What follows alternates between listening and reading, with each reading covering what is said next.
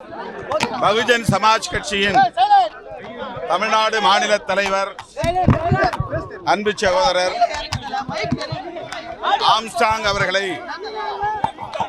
சமூக விரோத கும்பல் கொடூரமாக வெட்டி படுகொலை செய்த இந்த செயலை விடுதலை சிறுத்தைகள் கட்சி வன்மையாக கண்டிக்கிறது.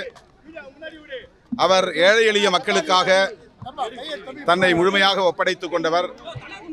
புரட்சியாளர் அம்பேத்கர் அவர்களின் கொள்கை வழியில் கடந்த சில பத்தாண்டுகளாக பகுஜன் சமாஜ் கட்சியின் மாநில தலைவராக பொறுப்பேற்று சிறப்பான முறையிலே பணியாற்றி வந்தவர். பண்பாட்டு தளத்தில் அவருடைய பங்களிப்பு மகத்தானது.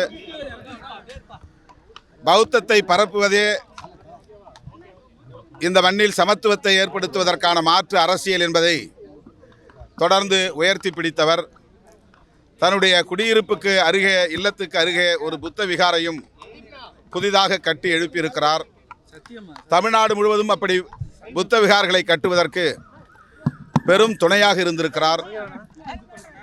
செல்வி மாயாவதி அம்மையாரின் நம்பிக்கைக்கு பாத்திரமாக தொடர்ந்து செயல்பட்டு வந்தவர்.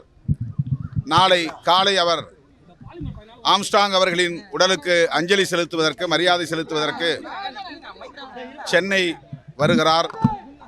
இந்த நிலையில் அவருடைய திரு உடலை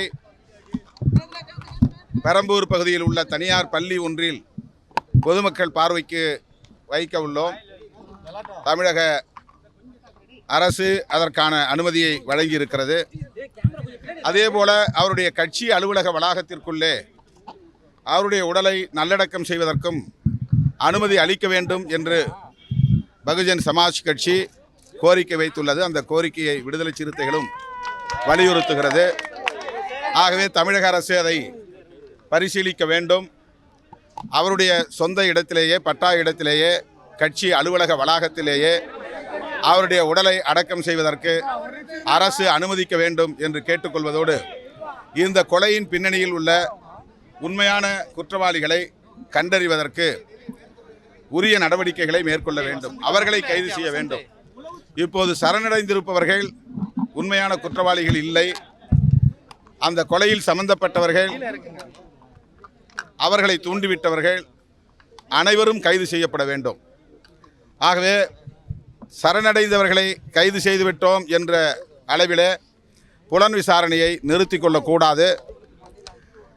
பின்னணியில் இருந்தவர்கள், உண்மையில் குற்றவாளிகள் யாரோ அவர்களை கைது செய்ய வேண்டும் என்று பகுஜன் சமாஜ் கட்சி, விடுதலை சிறுத்தைகள் கட்சி மற்றும் இங்கே திரண்டிருக்கிற அமைப்புகளின் சார்பாக தமிழக அரசுக்கு கோரிக்கை வைக்கிறோம்.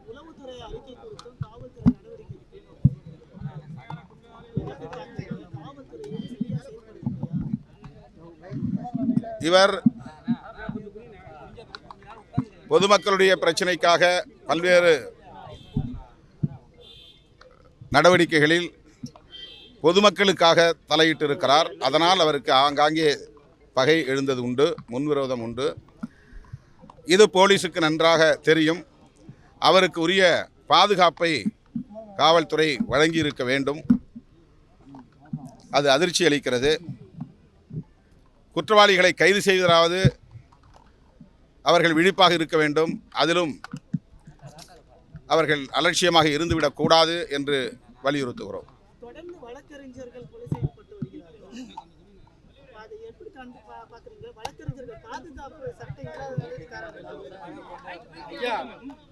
தமிழ்நாட்டில் தலித்துகள், தலித் இளைஞர்கள் தமிழகம் தழுவிய அளவில், குறிப்பாக தென் மாவட்டங்களில் அடுத்தடுத்து கொலை செய்யப்படுவது நீடிக்கிறது. இன்றைக்கு ஒரு அரசியல் தலைவர் அவருடைய இல்லத்தருகேயே கொல்லப்பட்டிருக்கிறார். இது காவல்துறைக்கும் தமிழ்நாடு அரசுக்கும் விடுக்கப்பட்டிருக்கிற ஒரு சவால். கூலிப்படை கும்பலை, சாதியவாத கும்பலை, கொலைகார கும்பலை அடையாளம் கண்டு அவர்களை கட்டுப்படுத்த தவறினால் அரசுக்கு மேலும் இதனால் களங்கம் ஏற்படும் என்பதை விடுதலை சிறுத்தைகள் கட்சி சுட்டிக்காட்டுகிறது.